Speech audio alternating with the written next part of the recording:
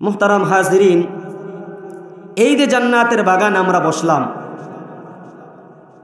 এই জান্নাতে বাগানে আসলে যে কেউ চাইলেই বসতে পারে না। অত্র এলাকার মধ্যে, মাথাভাঙ্গা এলাকার মধ্যে এলান করা হয়েছে, মাইকিং করা হয়েছে, পোস্টারিং করা হয়েছে, কিন্তু এই মোহাম্মদনগরে কি এই প্যান্ডেলের মধ্যে যেই লোক আছে, মানুষ কি এর মধ্যে সীমাবদ্ধ নাকি আরও আছে? বলেন তো, আরও আছে, অনেক মানুষ আছে। কিন্তু দেখেন এত অল্প সংখ্যক মানুষ কেন? দ্বীনি আলোচনা আল্লাহ তাআলা যাদেরকে শোনার জন্য কবুল করেন, যাদেরকে আল্লাহ তাআলা নির্বাচিত করেন, তারাই আল্লাহ তাআলার এই জান্নাতের বাগানে আসতে পারে। সুবহানাল্লাহ পড়ি। এই জন্য আজকে এক একটা কথা আমরা শুনব, আমলের নিয়তে শুনব, এবং আমরা মনে করি আল্লাহ তাআলা হয়তোবা আপনার আমার কাল কিয়ামতের ময়দানে নাজাতের জরিয়া হিসাবে আল্লাহ তাআলা এই মাহফিলকে বানাইতে পারেন। কথা বলেন ঠিক না বেঠিক? আমার ভাইরা, এজন্য যখন যেই আলোচক বক্তা কথা বলেন, ওনার কথাগুলো মনোযোগ দিয়ে শোনা। উনি কি কথা বলেন, ওনার কথাগুলো দিলের কান লাগায় শোনা। আজকে আমরা মাহফিলগুলো খুবই জাঁকজমকপূর্ণ হয়, কিন্তু শ্রোতারা মাহফিল থেকে কিছু নিয়ে যাওয়ার মতো সম্পদ পায় না। ওই যে দাদার নাতির গল্প শুনছেন না? মাহফিল শুনে যাওয়ার পথে খাল বাঁধছে। এখন দাদা তো লুঙ্গি হাঁটুর উপরে উঠাইয়া পার হয়ে চলে গেছে। নাতি কয়, কি দাদা, ও শুই না আসলেন? হুজুর বলল, হ্যাঁ, হাঁটুর উপরে কাপড় তোলা যাবে না, ফরজ তরক হয়। আপনি তো কাপড় তুইলেই চলে গেলেন। কয়, আরে নাতি, এই বুড়া হইলাম এই পর্যন্ত যত ওয়াজ শুনছি, কোনো ওয়াজই এই খালের এপার আনি নাই, আর তুমি আজকে আমাকে বলতেছো কাপড় না তোলার জন্য? কথা বলতে বুঝে আসছে ভাই? এই দাদা নাতির গল্পের মতো যদি আমরা ওয়াজ শুনি আর মাহফিল থেকে আমলি কোনো কথা না নিয়ে যেতে পারি, তাহলে এই মাহফিল দেওয়া আমাদের কোনো সার্থক হবে না। আর যদি একটা আমলের কথা আমরা নিয়ে যাইতে পারি, আমি মনে করি একজন ব্যক্তি একটা কথার ওপর আমল করবে, এই একজন ব্যক্তি যদি আমল করে একটা কথার ওপর, আজকের মাহফিল সার্থক হবে, আজকের মাহফিল সফল হবে। যারা মাহফিল দিয়েছেন তাদের টাকা পয়সা, অর্থ সম্পদ, শ্রম সব কিছু আল্লাহ তাআলা এর বিনিময়ে পরকালে জান্নাত দান করবেন। সুবহানাল্লাহ বলে। আর যদি আমলের নিয়ত না থাকে, কিছু না নিয়ে যেতে পারি, তাহলে এই যে এত কষ্ট, এত শ্রম আমাদের সব বিফলে যাবে। এজন্য আমলের নিয়ত শুনবো তো ইনশাআল্লাহ।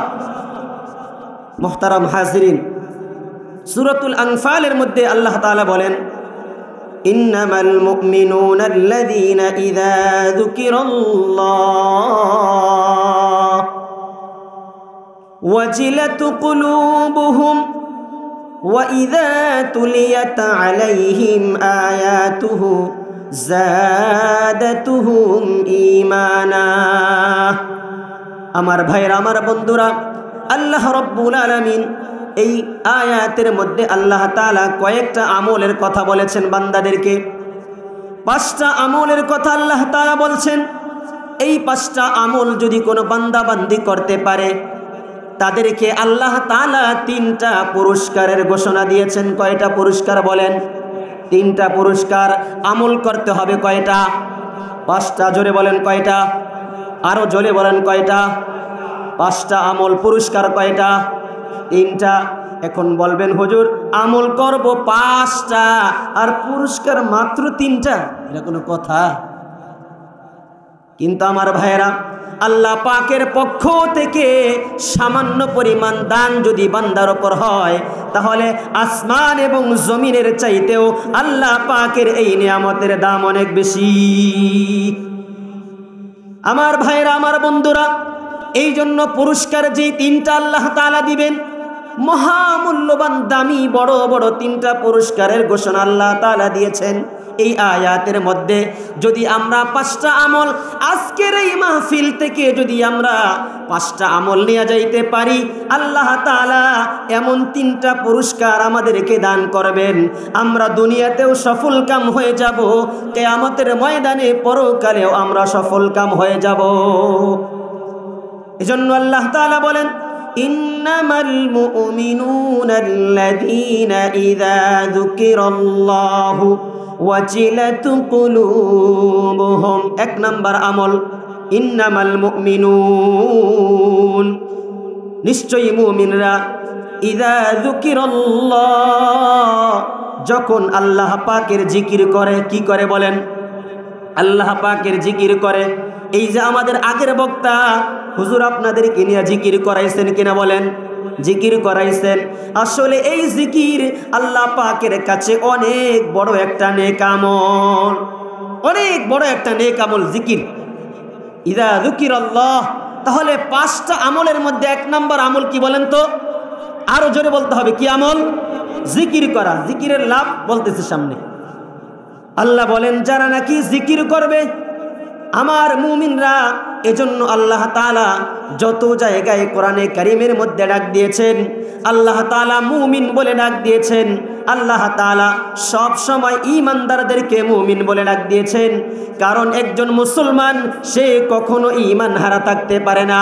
সুতরাং আমরা যারা এখানে আগমন করেছি, কোরআন ও হাদিসের আলোচনা শোনার জন্য আসছি, আমরা সকলেই মুমিন কিনা বলেন? আমরা সবাই মুমিন। মুমিন কিনা বলেন? আমরা সবাই মুমিন। আমাদের ভিতরে ঈমান আছে। ঈমান আছে বিদায় আজকে আমরা এই মাহফিল আসতে পারছি। ঈমান যদি না থাকতো তাহলে মাহফিল আসতে পারতাম না। আচ্ছা, ঈমানদারের পরিচয় আরও অনেক আছে, আলোচনা তো অল্প সময়, এজন্য বিস্তারিত আমি বলবো না, শুধু আমলের পয়েন্টগুলো ধরিয়ে দিয়ে আমি আমার বক্তব্য শেষ করে দিব। 1 নাম্বার আল্লাহ বলেন, ইন্নামাল মুমিনুন, নিশ্চয়ই মুমিনরা, ইযা যুকিরাল্লাহ, যখন আল্লাহ পাকের জিকির করবে, ওয়াজিলাত কুলুবুহুম, আল্লাহ পাকের জিকির করার সঙ্গে সঙ্গে মুমিনের অন্তরে আল্লাহ পাকের ভয় পয়দা হবে, অন্তর প্রকম্পিত হবে।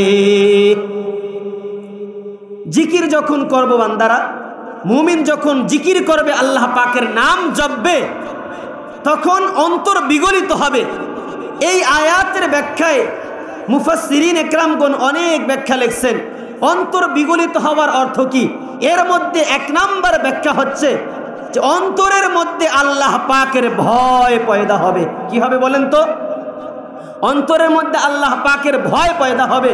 আর যার অন্তরের মধ্যে আল্লাহ পাকের ভয় পয়দা হয়ে যাবে, ওই বান্দার দ্বারা কোনোদিন আল্লাহ পাকের নাফরমানি হইতে পারে না। ওই বান্দার দ্বারা কোনোদিন আল্লাহ পাকের গুনাহ হইতে পারে না। ওই বান্দার দ্বারা কোনোদিন অন্যের হক নষ্ট করা সম্ভব হবে না। ওই বান্দার দ্বারা কোনোদিন পিতা মাতাকে কষ্ট দেওয়া সম্ভব হবে না, কারণ তার ভিতরে কি আছে? ঈমান আছে। আর ঈমান যখন না থাকবে, আল্লাহর ভয় যখন না থাকবে, তখন সব রকমের গুনাহ করতে দ্বিধাবোধ করবে না। তখন অন্যকে বাড়ি দিয়া মাথাও ফাটায়া ফেলবে, অন্যকে বাড়ি দিয়া খুনও করে ফেলবে, অন্যকে জবাই করে ফেলবে, নিজের আপন ভাইকে, রক্তের আত্মীয়কে এরকম মার্ডার করে ফেলবে, দ্বিধাবোধ করবে না।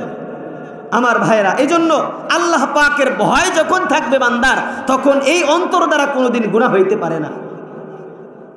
এজন্য 1 নাম্বার আমল আল্লাহ বলেন, ইন্নামাল মুমিনুন, মুমিন যারা হবে, ইযা যুকিরাল্লাহ, যখন আল্লাহ পাকের নামের জিকির করবে, ওয়াজিলাত কুলুবুহুম, আল্লাহ পাকের নামের জিকির করার দ্বারা আল্লাহ তাআলা অন্তর বিগলিত করে দেন। তার মানে অন্তরের মধ্যে আল্লাহ পাকের ভয় পয়দা হয়ে যায়। আর অন্তরের মধ্যে যখন আল্লাহ পাকের মারিফত পয়দা হয়ে যাবে, আল্লাহ পাকের ভয় যখন পয়দা হয়ে যাবে, ওই অন্তর দ্বারা আর কোনোদিন গুনাহ হইতে পারে না। ওই অন্তর দ্বারা আর কোনোদিন মানুষের হক নষ্ট হইতে পারে না। ওই অন্তর দ্বারা অন্তর ঘুমাবে, শরীর ঘুমাবে, কিন্তু মুয়াজ্জিন সাহেব যখন আযান দিবে, অন্তর সঙ্গে সঙ্গে মসজিদের দিকে দৌড় দিবে। অন্তরের সম্পর্ক থাকবে মসজিদের সঙ্গে। এই জন্য রাসূল আকরাম সাল্লাল্লাহু আলাইহি ওয়াসাল্লাম বলেন, ঈমানদার তো এমন হওয়া চাই, আল্লাহ তাআলা 7 শ্রেণীর লোকদেরকে জান্নাত দান করবেন, আরশের নিচে স্থান দান করবেন। এর মধ্যে অন্যতম 7 নম্বরের মধ্যে 1 নম্বর হচ্ছে ওই লোক যার সম্পর্কটা নাকি মসজিদের সঙ্গে জড়িত থাকবে, অন্তরটা। রাজুলুন কলবুহু মুআল্লাকুন ফিল মাসাজিদ, নবী আলাইহিস সালাতু ওয়াস সালাম বলেন ওই ব্যক্তি যার অন্তরটা নাকি মসজিদের সঙ্গে সব সময় সম্পর্ক থাকবে, এক নামাজ পড়ে যাওয়ার পরে আবার অন্তরের সম্পর্কটা মসজিদের সঙ্গেই থাকবে। আরে কখন নাকি আজান দিয়া দেয়, আবার কখন আমি মসজিদে যাব, আরে মাহফিল শেষ করে আমি ঘুমাইলাম, কিন্তু আমার ফজরের নামাজ যদি কাজা হয়ে যায় আজকের মাহফিল কোনো কাজ হবে না, কোনো সফলতা আসবে না। আর মাহফিল শুনে গিয়ে অন্তরের সম্পর্কটা যদি মসজিদের সঙ্গে থাকে, মুয়াজ্জিন সাহেব যখন আজান দিবে সঙ্গে সঙ্গে যদি আমি মসজিদে চলে আসতে পারি, নবী আলাইহিস সালাতু ওয়াস সালাম জানাইয়া দেন, হে আমার উম্মতের দল, আমার ওই বান্দা যার অন্তরের সম্পর্কটা মসজিদের সঙ্গে আছে, কিয়ামতের ময়দানে আরশে আজিমের নিচে আমি আল্লাহ তাআলা আমার এই বান্দার জন্য নাজাতের ব্যবস্থা করে দিব। সুবহানাল্লাহ। আমার ভাইরা, এজন্য মুমিন বেশি বেশি আল্লাহ পাকের জিকির করবে। মুমিনের কাজ হচ্ছে মুমিন কখনো কখনো অহেতুক সময় নষ্ট করবে না। বাজারের মধ্যে থাকুক, দোকানপাটের মধ্যে থাকুক, যেই কোনো জায়গায় থাকুক না কেন, মুমিন সব সময় আল্লাহ পাকের জিকির করবে। আল্লাহ পাকের জিকিরের অনেক লাভ আছে। আল্লাহ পাকের জিকির কিভাবে করব? আল্লাহ পাকের জিকির কি নাম নিয়ে করব? আল্লাহ তাআলা সূরাতু বনী ইসরাঈলের একদম শেষ নাম্বার আয়াতে আল্লাহ তাআলা ইরশাদ করেন, কুল ইদউল্লাহ আও ইদউর রহমান আইয়াম্মা তাদউ ফালাহুল আসমাউল হুসনা। আল্লাহ তাআলা বলেন, হে আমার বান্দারা, কুল ইদউল্লাহ, তোমরা আল্লাহকে আল্লাহ আল্লাহ বলে ডাকো। কি বলে ডাকবেন বলেন? আল্লাহকে আল্লাহ আল্লাহ বলে ডাকবো। আরে বলেন না আল্লাহ, আরো জোরে বলেন না আল্লাহ, আরে আরো চিল্লায় বলেন না আল্লাহ। আল্লাহ বলেন তোমরা বেশি বেশি আমি আল্লাহকে আল্লাহ আল্লাহ নাম ধইরা রাখো। সুবহানাল্লাহ। কার কথা বলেন? আল্লাহ পাকের কথা। বনী ইসরাঈলের সূরাতু বনী ইসরাঈলের একদম শেষ নাম্বার আয়াত আল্লাহ বলেন, কুল ইদউল্লাহ, তোমরা আল্লাহকে আল্লাহ আল্লাহ ধরে রাখো। আল্লাহর নাম আল্লাহ হচ্ছে আল্লাহ পাকের ইসমে আজম। এই নামের মধ্যে আল্লাহ পাকের সবচেয়ে বড় ভারত্ব হচ্ছে আল্লাহ শব্দের মধ্যে। এই জন্য মুমিন যখন জিকির করবে আল্লাহকে আল্লাহ আল্লাহ বলে ডাকবে। আল্লাহকে যখন আল্লাহ আল্লাহ বলে ডাকবে, আল্লাহ তাআলা এই মুমিনের ডাক সঙ্গে সঙ্গে সাড়া দেয়। এজন্য আল্লাহ বলেন, কুল ইদউল্লাহ, তোমরা আমাকে আল্লাহ আল্লাহ বলে ডাকো, আও ইদউর রহমান, অথবা তোমরা আমি মাওলাকে রহমান নাম ধইরা ধইরা রাখো। সুবহানাল্লাহ, সুবহানাল্লাহ। তাহলে আল্লাহকে আল্লাহ আল্লাহ নাম ধরে ডাকবো, অথবা আল্লাহকে রহমান বলে ডাকবো। কি বলে ডাকবো বলেন? রহমান বলেন, ইয়া রহমান বলেন, বলেন জোরে বলেন। আরে আওয়াজ হয়েছে না? জোরে বলতে হবে, ইয়া রহমান। আরো জোরে বলেন, ইয়া রহমান। আরে আরো জোরে বলেন, ইয়া রহমান। ইয়া গফফার, আর জোরে বলেন না ইয়া গফফার। আরে মালিক আমাদেরকে ক্ষমা করে দাও। ইয়া রহমান, হে রহমান, হে দয়ালু, আপনি আমাদের প্রতি রহম করেন, আপনি আমাদের প্রতি দয়া করেন। আপনার রহম আপনার দয়া যদি না থাকে তাহলে আমি বিন্দু পরিমাণ এক মুহূর্তের জন্য দুনিয়াতে টিকে থাকতে পারবো না। আচ্ছা বলেন তো, আল্লাহ পাকের দয়া, আল্লাহ পাকের করুণা এক মুহূর্ত যদি আমাদের জন্য বন্ধ থাকে, আমরা দুনিয়াতে কেউ থাকতে পারবো কিনা বলেন? আরে প্রত্যেকটা সেকেন্ড আমরা আল্লাহ পাকের দয়ার মধ্যে আছি, করুণার মধ্যে আছি। এজন্য আল্লাহ বলেন, বান্দারে তোমরা আমাকে ডাকবা বেশি বেশি আল্লাহু এবং রহমান নাম দইরা দইরা ডাকো। আল্লাহ বলেন আইয়াম্মা তাদউ ফালাহুল আসমাউল হুসনা। আল্লাহ বলেন আইয়াম্মা তাদউ, আরে আল্লাহ পাকের শুধু আল্লাহ এবং রহমান শেষ না, আইয়াম্মা তাদউ, বরং তোমরা যেই কোনো নাম ধরে রাখো, ফালাহুল আসমাউল হুসনা। আল্লাহ বলেন আরে আল্লাহর জন্য অনেক আসমাউল হুসনা, সুন্দর সুন্দর নাম রয়েছে। সুবহানাল্লাহ। নবী আলাইহিস সালাতু ওয়াস সালাম হযরত আবু হুরায়রা রাদিয়াল্লাহু তাআলা আনহু থেকে বর্ণিত, নবী আলাইহিস সালাতু ওয়াস সালাম বলেন আল্লাহ পাকের 99টি সুন্দর সুন্দর নাম আছে। কয়টা বলেন? 99টি নাম আছে। নবী আলাইহিস সালাতু ওয়াস সালাম বলেন এই 99টি নাম যারা নাকি সুন্দর করে মুখস্থ রাখবে, আল্লাহ তাআলা পরকালে তাদেরকে জান্নাতুল ফেরদাউস দান করবেন। সুবহানাল্লাহ। নবী আলাইহিস সালাতু ওয়াস সালাম বলেন হুয়াল্লাহুল্লাযী লা ইলাহা ইল্লা হুয়ার রাহমানুর রহিম আল মালিক আল কুদ্দুস السلام المؤمن المهيمن العزيز الجبار المتكبر الخالق الباري المصور الغفار القهار। এরকম আল্লাহ পাকের 99টি নাম আছে। আল্লাহ বলেন বান্দারে যেই কোনো নাম ধইরা ধইরা আমি মাওলাকে ডাকো, আমি মাওলা তোমার ডাকে সঙ্গে সঙ্গে সাড়া দিয়ে তোমাকে ক্ষমা করে দিব। সুবহানাল্লাহ। আমার ভাইরা, আমার বন্ধুরা, এই যে শীতের রজনী চলতেছে, আমরা চাদরটা মোড়া দিয়ে দূর থেকে আগমন করেছি। আমার আল্লাহ দেখছেন কিনা বলেন? আরে চিল্লায়া বলেন দেখছেন কিনা? আমার ভাইরা, আমার বন্ধুরা, এই যে শীতের রজনীতে বৈশা বৈশা দ্বীনের আলোচনা শুনতেছি, দ্বীনের আলোচনা শুনতেছি। আহারে আমরা যদি আল্লাহকে রাজি এবং খুশি করতে পারি, আল্লাহকে যদি আল্লাহ বলে ডাক দিতে পারি, আর এই ডাকের প্রতি আল্লাহ যদি রাজি এবং খুশি হয়ে যান, একটা ডাকই আপনার জন্য যথেষ্ট হয়ে যাবে। আমার ভাইরা, আমার বন্ধুরা, নবী আলাইহিস সালাতু ওয়াস সালাম বলেন আল্লাহ তাআলা এই রাত্রগুলোতে, শেষ রাত্রগুলোতে আল্লাহ তাআলা প্রথম আসমানে অবতরণ করেন। কোন আসমানে বলেন? প্রথম আসমানে আল্লাহ তাআলা শেষ রজনীতে আল্লাহ তাআলা আগমন করেন। আর শেষ রাত্রে আল্লাহ তাআলা আগমন করে এই যে আমরা যে আসমানটা দেখতেছি না আমাদের মাথার উপরে, এই আসমানটা হচ্ছে প্রথম আসমান। এই আসমানের উপরে আরো 6টা আসমান আছে, অর্থাৎ 7টা আসমান।